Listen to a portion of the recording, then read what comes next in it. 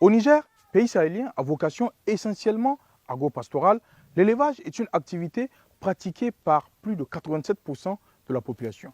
Cette activité traditionnelle est pratiquée soit comme activité principale, soit comme activité secondaire. Avec plus de 50 millions de bétail, le Niger ressent toujours le besoin d'importer du lait pour satisfaire sa population. Nous allons partir à la découverte de la ferme Azagou, de la directrice générale Madame Bouraima Memouna, pour voir la contribution des fermes laitières privées dans le développement des pôles agro-industriels.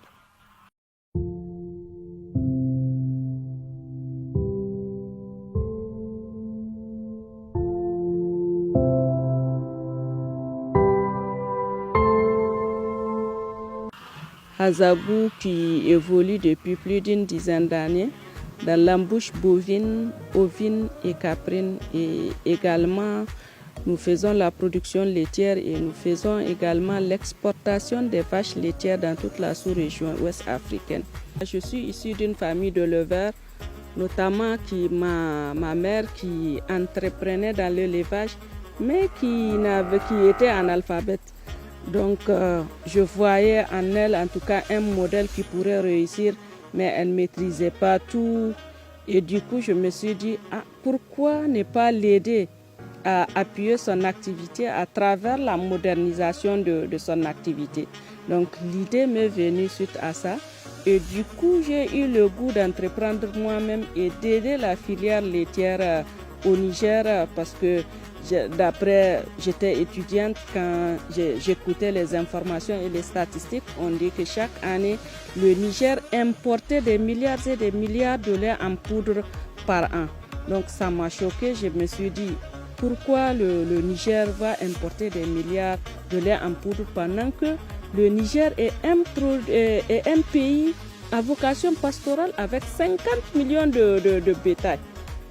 Bon, c'est pourquoi je me suis intéressée à la production laitière et d'après les statistiques aussi, les études, je vis que le lait en poudre est impactant négativement sur la santé de la population, notamment les jeunes, les enfants et les vieillards.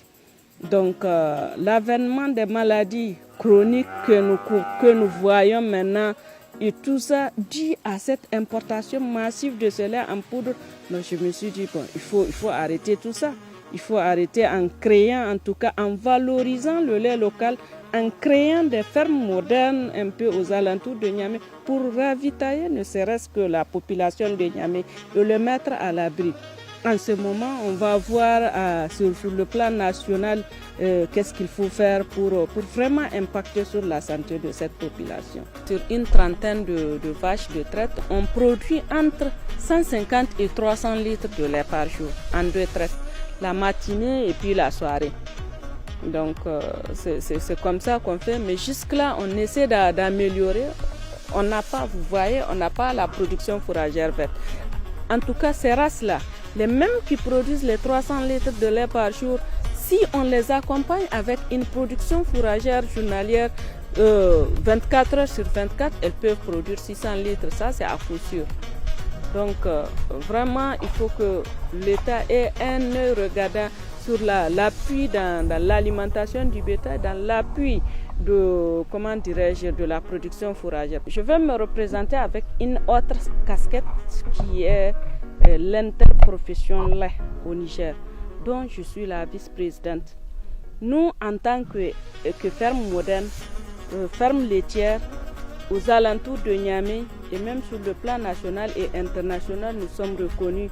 Donc pour nous, c'est de nous réunir d'abord en interprofession. Sur la demande du ministère de l'élevage et qui a été appuyé par le PRADER pour sa création.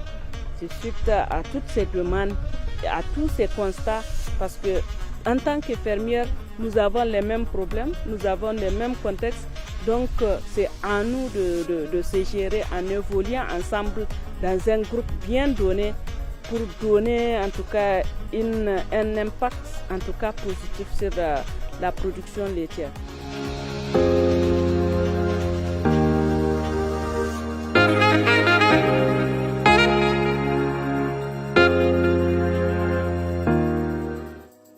Avec la production actuelle, du lait, la production artisanale dans laquelle nous évoluons, ça ne permet pas en tout cas d'avoir un résultat très positif tout de suite pour une meilleure, pour booster la filière lait. Donc, en tout cas, nous, en tant que ferme privée, nous encourageons l'État à appuyer l'existant d'abord, à bâtir un pont sur l'existant.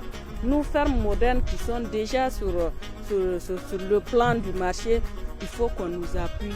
Il faut qu'on appuie aussi d'autres acteurs à la création de ces fermes modernes. En tout cas, moi, je me dis que s'il y a en tout cas 5 fermes comme Hazagou avec un appui consistant, on peut arrêter l'importation du lait en poudre à Niamey, en tout cas dans les 5 ans à venir. Notre président, nous le remercions infiniment pour avoir émis déjà cette idée des pôles agro-industriels, ou en tout cas dans le pays. Parce que vous n'êtes pas sans savoir que nous sommes un pays sahélien impacté par les changements climatiques, où tout se joue sur la disponibilité de la saison. Quand la saison ne donne pas, le levage se met au ralenti, ainsi que l'agriculture.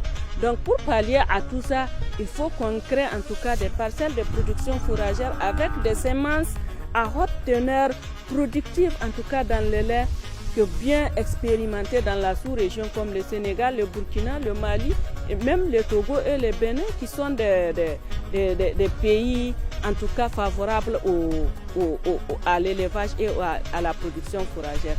Donc, il faut que l'État mette un accent particulier, en tout cas sur cette production fourragère, pour que l'État du Niger, pour que les fermiers que nous sommes ne puissent pas souffrir des conséquences du changement climatique.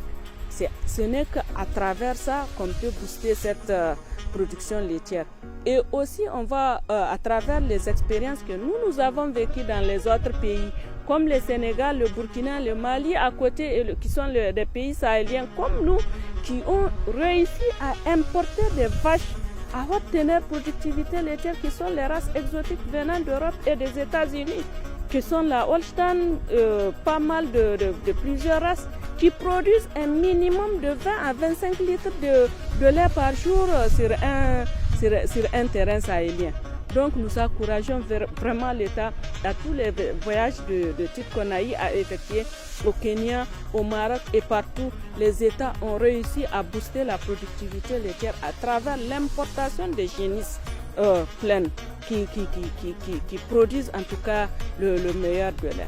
Parce qu'elles sont, elles produisent 25-30 litres de lait par jour, pendant qu'une dizaine de vaches locales ne peuvent pas produire ça. Donc du coup, il faut qu'on encourage cette importation, il faut qu'on encourage la génétique à travers les inséminations artificielles et tout.